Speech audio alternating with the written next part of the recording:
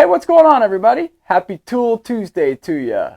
I'm starting to share some tips and tricks about how you can get the most out of the tools that you've got in your shop. And this week, I'm starting with the 18 gauge brad nailer.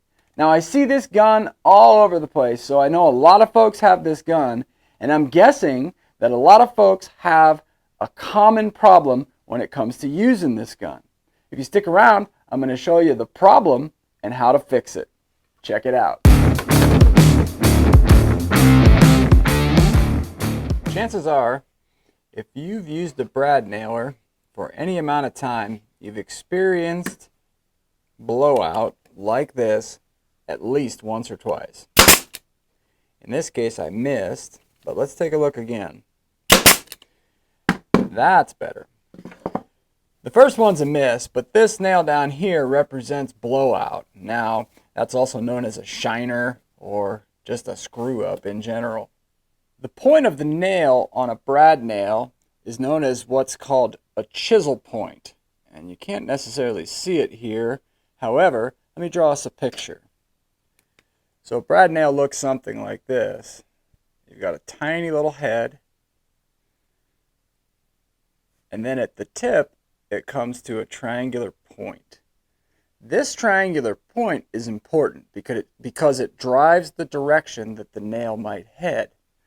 Now, you can imagine if we had our first workpiece on top and then a second down below that we're trying to nail into, depending on which direction this chisel point is pointed, that's going to drive which direction it could potentially shine.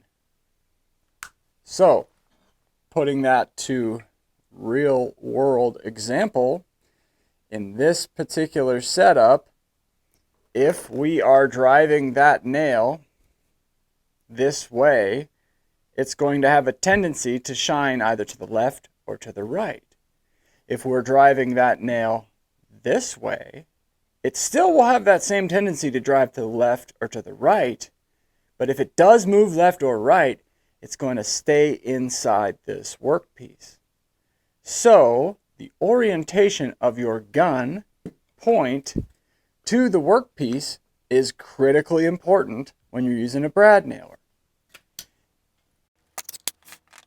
If I'm holding my brad nailer this way, parallel to the bottom piece of wood, odds are my nail's going to go through the first piece just fine, and when it gets to the second piece, it's going to want to shine out left or right.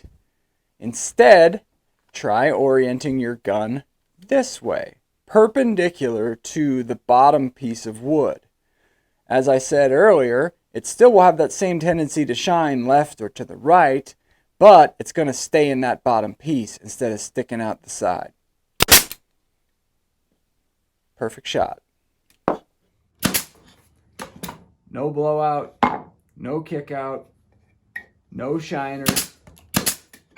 So instead of holding your nail gun parallel to the lower piece of wood, try holding it perpendicular, and I'll guarantee you, you'll miss a lot less often.